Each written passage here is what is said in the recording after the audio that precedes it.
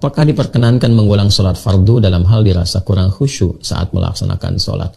Diperkenankan, boleh-boleh saja sepanjang masih berada di waktunya, gitu kan? Atau misalnya ada yang membatalkan yang sifatnya memang harus diulang, dan itu pertama di dalam waktu. Kalau kedua dia sudah melewati waktu tapi ingat misalnya ada sesuatu yang membatalkan, boleh di waktu ingatnya dia mengulang pada saat itu, sah. Ya, misal contoh kasus yang pertama ini, jangankan dalam keadaan merasa kurang khusyuk, ya, ada kasus lagi dalam mazhab Syafi'i itu seperti takrim dalam waktu sholat. Jadi di dalam perjalanan kita nggak bisa memastikan pakaian kita itu bersih atau kotor, sudah masuk waktunya, kan? Namun diduga kalau sudah sampai ke tujuan bisa terlambat, ya, atau bahkan terlewat dugaan kita itu. Nah, itu ada yang dikenal dengan takrim auqatis shalah, ya, memuliakan atau segera menjemput waktu sholat. Maka ditunaikan pada saat itu dengan keyakinan yang baik, yang bersih, lantas kemudian ketika sampai di tujuan dia bisa mengulang.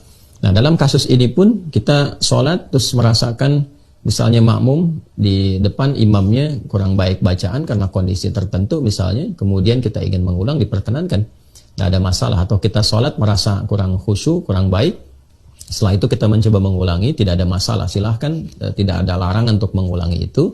Namun demikian, jangan diberikan atau dibiarkan kondisi seperti itu berlarut. Nah, maka dari itu pelajari tentang fikih bagaimana mendorong kita khusyuk dalam sholat.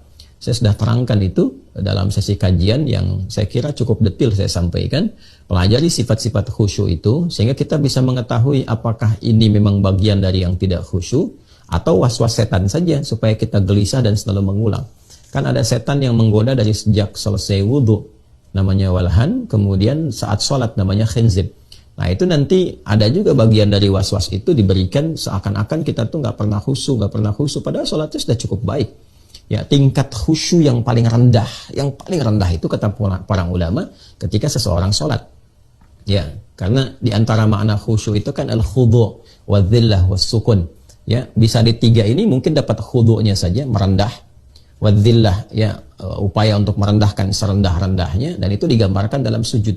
Makanya di Al-Bukhari nanti ada hadis, setan itu ketika melihat anak cucu Adam sujud, dia histeris itu teriak. Dia katakan wailul li, celaka saya, kata setan. Dia kan andama umira ibnu Adam an yasjuda fayasjud fa umirtu an asjuda fala asjud. Ketika anak cucu Adam diperintahkan untuk sujud, dia segera sujud. Sedangkan aku diperintahkan sujud, aku tidak sujud. Dia histeris itu. Ya, makanya kalau masuk kategori al-khudu' bagian pertama dengan sholat saja, ada ulama yang menyebutkan sudah masuk kategori khusyuk, tapi paling rendah. Ya, khusyuk dalam arti praktikal, dia menunaikan sholat untuk bersujud kepada Allah, masuk formalitas. Tapi khusyuk dalam segi maknawi yang menghasilkan segala feedback kemuliaan dari situ.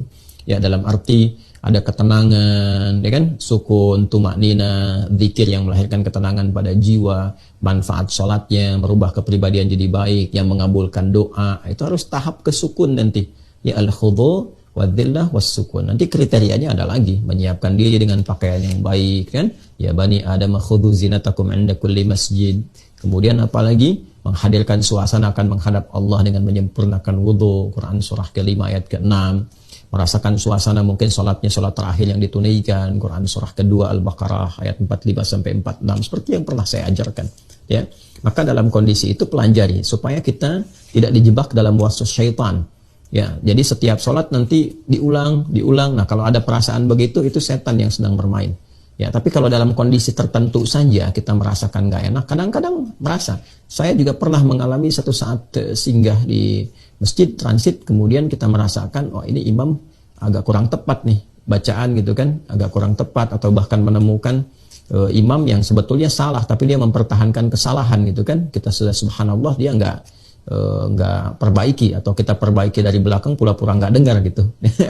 Nah, itu biasanya seperti itu. Kadang saya suka ulangi sholat, kemudian memberikan pencerahan dengan cara yang baik kepada imamnya supaya menjaga fikih imam dengan baik.